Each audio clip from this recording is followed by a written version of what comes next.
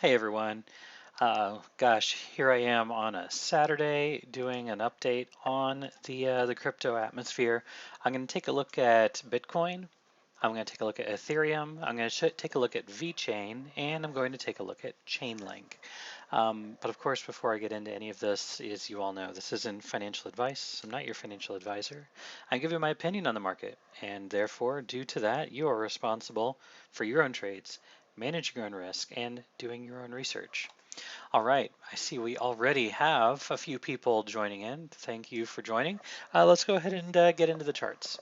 So, as you all know, I've done videos on Bitcoin pretty much all throughout the week, and it's been pretty stagnant. Not a whole lot has happened. There's a couple things that people are talking about, and so I want to talk about basically both scenarios because I think there is a very bullish scenario, and I think there is a bearish scenario. So let's take a look at.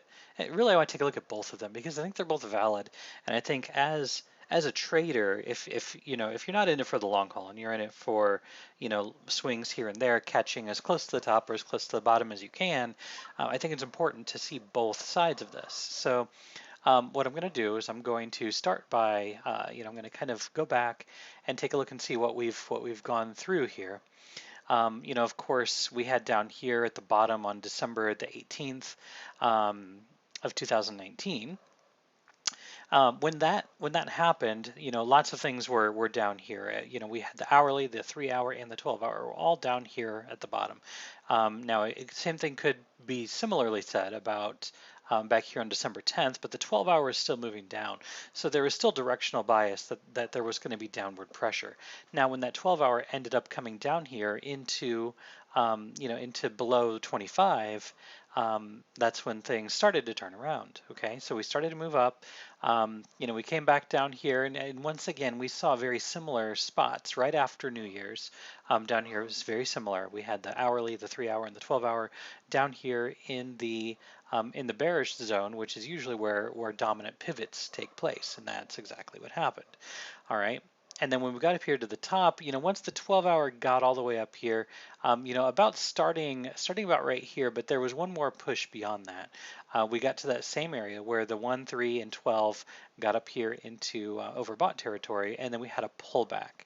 Okay, so this 7,600 level, I'm very frustrated at myself because I stopped out. I had an entry at about 77.60 or somewhere in that range, and I got stopped out on this pushback. It happens. It happens to the best of us. But this was another very, very good pivot. One thing about this on the 2 hour chart, this is where we had the 100 exponential on the 2 hour. But we had, let me go back to a 1 hour chart actually when we get back to that specific area right here, where this 2 occurred. Let's see here. It was right here at this level. We had all of these stochastics that were, sort of reset with the exception of the 12 hour. But this was a great area to find another pivot as well. And when we saw a spring off of that, we saw a bit of a compressionary phase that started to enter the market. Then we had a push up.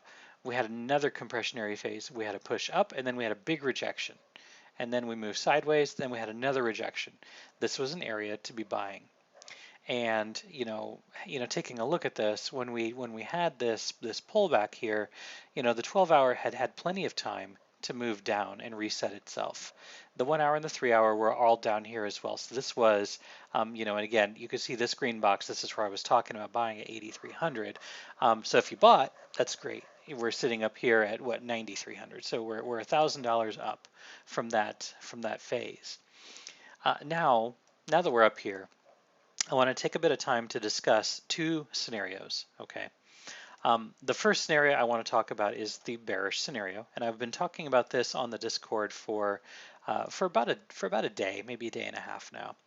And one of those is the importance of the rejection of the 618. So I'm going to get as close to the top here. I think I've got the bottom pretty well here, just slightly above 9,200, and then slightly below 9,600 here for our dominant pivots. And what we got a rejection here at the 618. You could see we tried to touch that many times. So right through this area, we were having rejection at the 618. And if you're a bear, that's what you want to see. We got that rejection there, which means that our target is going to be coming back down here to about 9,100 or so. My opinion, it's probably going to go a little bit further than that on the second attempt. Okay. But we have to, we have to break down below 92.87 at this point. That's where this pivot is right here. Really, we need to push down below 9,300. If we can push below 9,300, I would say the downside target is more than likely going to hit. It may even be lower than that. And the reason why I say that is because what we are starting to see here, let me remove that. What we're starting to see here is what people refer to as a diamond formation, a diamond top formation. Let me see if I can get this right there, and then we pull this, and let's go ahead and just pull this out a bit. And all right, let me see if I can get this this well enough. I'm not sure if I'm going to be able to get the symmetry on this the way that I really want to. Let me draw it a different way. It's going to be a little better this way. All right, if I get my polyline here, we start down here, we move our way to the top, we move our way over here, we move our way down here, and then we move our way back up here to there. All right, so people are looking at this as a diamond top formation, and these are also usually indicative of a bigger push to the downside. It's seen as a reversal pattern. So this would basically indicate that we are topping out here, or we have topped out at 9,600, and that we are on our way back to, much lower prices. And when I say much lower, I'm really only looking at about maybe 8,000 for this push down. So, there's a lot that has to happen. First off, we've got to breach 9,300, and then we also have to breach 9,200. These are the two levels that really have to hold if you're a bull, honestly. And so, talking about that, let's talk about our bullish scenario. Okay, so 9,200 really does need to hold because what this does also look like, this could be a 5 of a smaller degree, and we look like we could be creating a little bit of a flag here to be, basically a start of a 4, and then we're going to be breaking up and out into a 5. And if that happens, so let's just take a look at this. So if we take our fib retrace and we start from down here at the bottom of this wick, which I'm not really a fan of, to be completely honest, we go up here to the top. Again, we have another reaction here at the 618. Okay, so we've got another reaction here at the 618, which is good for bulls. So honestly, you could see both scenarios could be possible. And then we had a rejection here at the 236. But for the bulls, we've got the 618 here for the target of 9,700. But really, what bulls are going to be wanting, they're going to be wanting much higher prices, and there's nothing wrong with that. But let's see if we can come up with, price target for that. So we start here, we get our trend-based fib extension, we start here at the bottom where we're basically saying this is the bottom of the 4, we're working on our 5 here. And so this is basically going to say, all right, we're going to get to, this 1618 is going to be sitting here right at just over 10,000. Is it going to get that high? I'm doubting it. I'm really still looking here at the 100%. So basically this is move 1, move 2, and we're going to be moving in to move 3, which is right here at about 97.50. It's more likely possible it comes up here to 98.50, but nonetheless, I think, at this point, I think that there is a small push to the upside, but really the move we all need to be paying attention to is the move to the downside. And the reason why I say that, we're on an hourly time frame. Let's take a look right here. When Bitcoin was at the top, the 12-hour, the 1-hour, and the 3-hour were all here in overbought conditions. And of course, there was a huge absorption on this candle right here, and then we had an expansion to the upside, but we came right back to the mean. We came back to where we started. And as this continues to compress, I'm keeping a very close eye on this, and it is very possible that we do take a move to the upside, so I'm prepared for that. If you're on the Discord, you know that I've taken long positions, and it actually was back here in this area, so it was about 92.30 or so. And so I'm sitting here, I'm okay. I've got a stop loss basically, on the other side of these pivots. But then I've also got a short position that has been opened, and it's been open for a little while, and I'm just kind of sitting on both of them, waiting for one of them to play out, because one of them is going to play out, and it's likely going to be a pretty violent move in one direction. My overall bias is bearish at this point, but again, I do acknowledge that there can be one more push up. So if you're trading this, you need to be able to realize that we could get another push up, and if you're short, likely you'll get stopped out. But just keep that in mind as we go into Sunday. All right, so that's enough on Bitcoin. Let's look at Ethereum. I'm going to take a look at Ethereum, and Ethereum looks a lot different than Bitcoin, to be completely honest. Ethereum looks a lot more bullish than Bitcoin does. Now, if I go to, say, a 4-hour chart and take a look at this, I don't actually have a wave analysis that I put together on this, but we can definitely see that we've got basically one move and then a pullback, another move, a pullback, and on this second pullback right here, you can see that we've got a nice bit of a wedge that has been put in place here. So, and I'm kind of excluding wicks a little bit on this, but nonetheless, this is a nice falling wedge that we broke out to the upside, and now we look like we're flagging a bit. Now for Ethereum, again on a 1-hour chart on Ethereum, we definitely have support here at the 100 exponential on the hourly. Oh, sorry, this is the 4-hour, excuse me. The 100 exponential on the 4-hour chart is holding. And we have been testing the 21 exponential on the 4-hour over and over and over.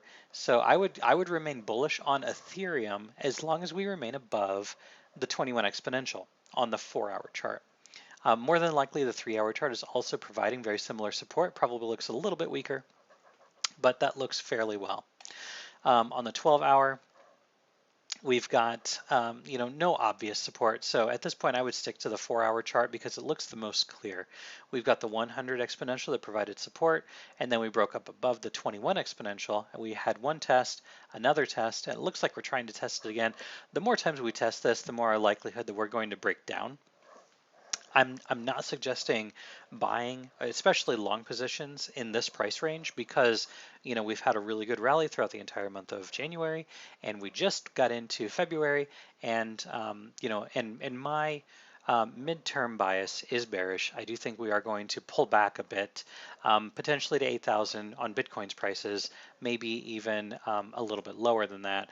But on Ethereum, if Ethereum has topped out, and again, if Bitcoin pulls back, Ethereum is going to come right back with it. So if this has topped out as well, and I do tend to believe that Ethereum probably does make another push up to potentially 190, 195, so we'll keep that in mind. But if this pulls back, I'm expecting to come back into this purple zone, which is going to be at about $150. So likely this goes from 180, 190, maybe 200, back down to about 150.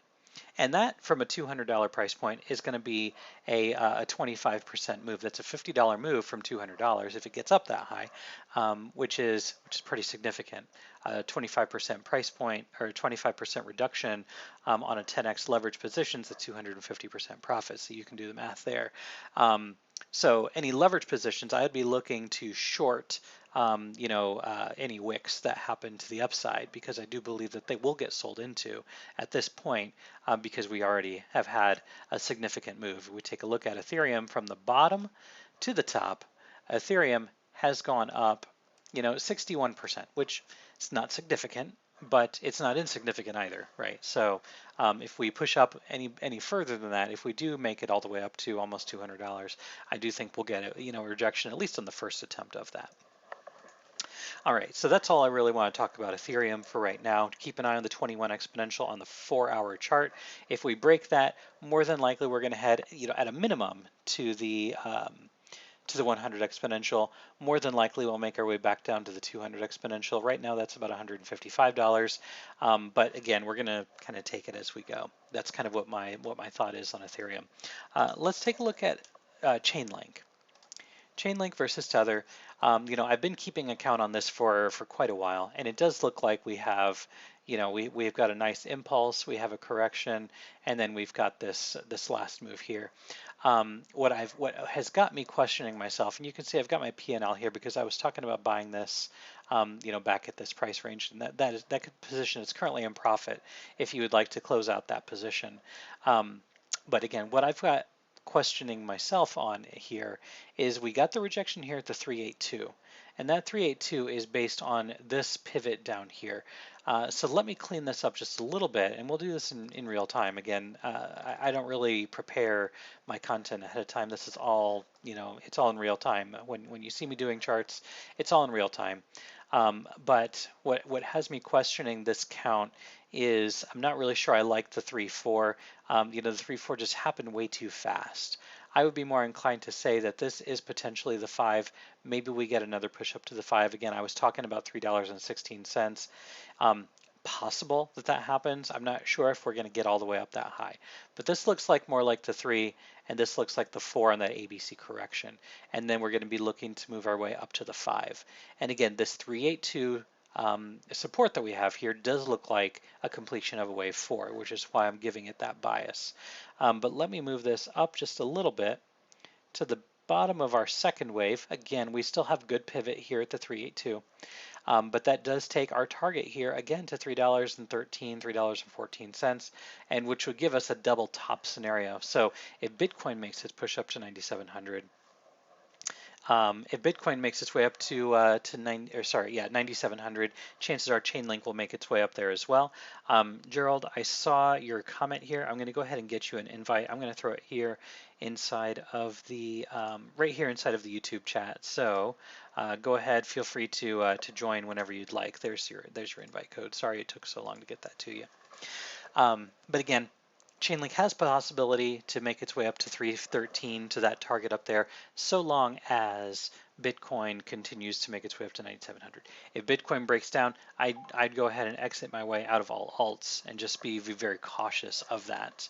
All right, and lastly, I guess one more thing here. I'm on the 12-hour chart. Let me move down to a 4-hour chart and see, if this looks weaker compared to Ethereum that we were just looking at, because on Chainlink we have broken down below the 21 exponential.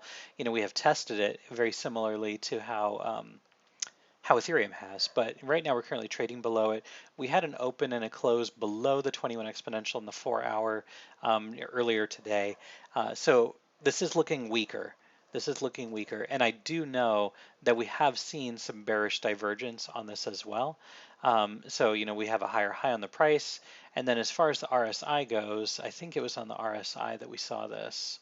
Let me go ahead and clean this up and show this to you, because I think I can see this. Maybe if I move into a higher time frame, let me move to maybe a daily time frame. And on a daily time frame, here we go. So we have a higher high in the price, and then as far as the RSI goes, we have from up here down to right here, we have a lower high on the RSI, which is bearish, right? So this is why I'm also seeing Chainlink as being weaker compared to a lot of other assets. So let me go ahead and put the indicators back, and I want to take a look at VeChain before we go. But I guess my suggestion here on Chainlink is it's probably done, and it's probably going to start making a move to the downside, so I'd probably exit that trade. There's no harm in taking profit.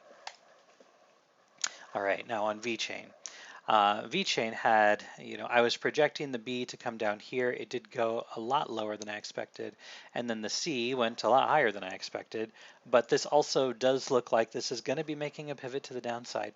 If the price continues to consolidate right here in this range, what we're going to be looking at for VeChain is, and it made a really good run. It made a really good run yesterday. What I'm going to be looking at is a continued move back down to maybe the 618 here, or maybe even all the way back down to maybe 0.005. So I'd be very careful with VeChain here at the 6,000 level. You can see that we have historically had problems at this level, and right now is no exception. We had resistance here, we flew up, we flew down, and then we had issues getting through it again, and now here we are trying to get through it, but no follow through, no follow through. We had decent volume to get up there, but then we're just not able to make our way through. So this level at 6,000 continues to be strong resistance. And I would say until we can close a significant amount above that, it's not looking good. Also, I want to pay attention to this channel as well.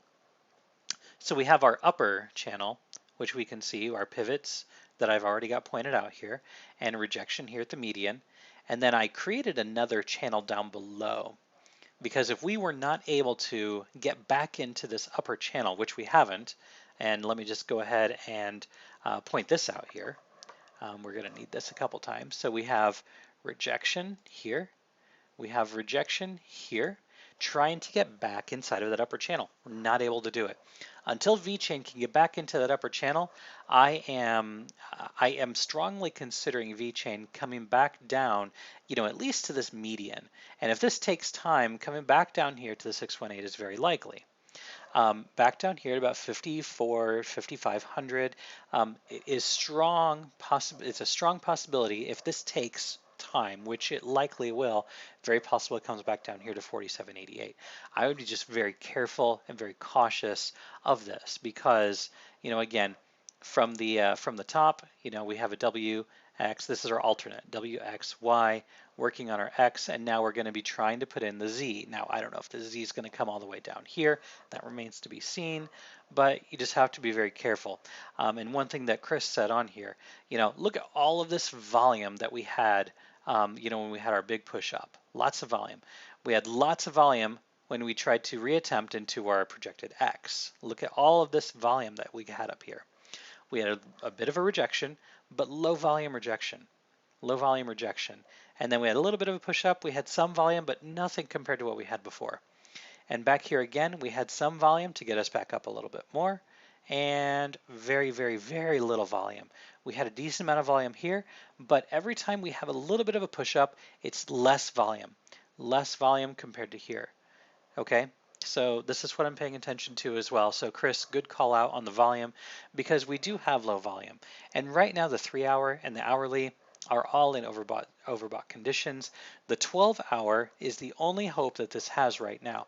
Again, this could take a little bit of a pullback and then make another push back up. That's very possible. But I do believe that once this 12-hour fully resets itself and gets into the overbought territory, I do think that there is going to be even more fuel to make this push back down.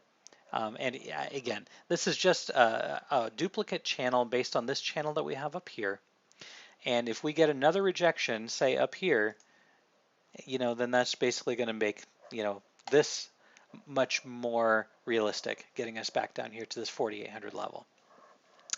So those are the 4 assets that I wanted to pay attention to. Again, I wanted to pay attention to Bitcoin because it's going to be what rules all of these tether trading pairs. Pay attention to Ethereum, potential move up to maybe 190, 200. Then I do believe it comes back down to maybe 150. That's not in stone, as you know. I'll keep an eye and communicate in the Discord for any changes in bias. For Chainlink, I think it's done for now. Could be wrong there. And if I'm wrong, it's probably going to that 316 target. But with the bearish divergence that we saw earlier, I do think that it probably does have more downside to go. And for VeChain, it's chugging along right here at 5,900. I would not consider buying right now. Just the conditions for me are not right to buy. Of course, it could go up, but for me, the conditions are not right to buy right now. I do think that there is bearish divergence forming on VeChain, and I guess that's maybe something that I should point out. So let's talk about what potential bearish divergence we have on this. So we have a higher high in the price, and then over here, even our stochastics on the 3-hour and the hourly, we've got lower highs on that, and they've already started to curl down. So that is also bearish for me on VeChain. So I am not interested in buying VeChain right now. And if that changes in the future, I'll let you know, and feel free to ask away on the Discord as well. I'll be more than happy to answer any questions that you all have there. And I guess that's going to go ahead and conclude my Saturday crypto analysis. And of course, wherever you are in the world, I hope you're having a good day, good night, good evening, stay healthy, stay safe, And if you're in the United States, we'll be keeping tabs on the Super Bowl tomorrow as well. So have a good one, everybody.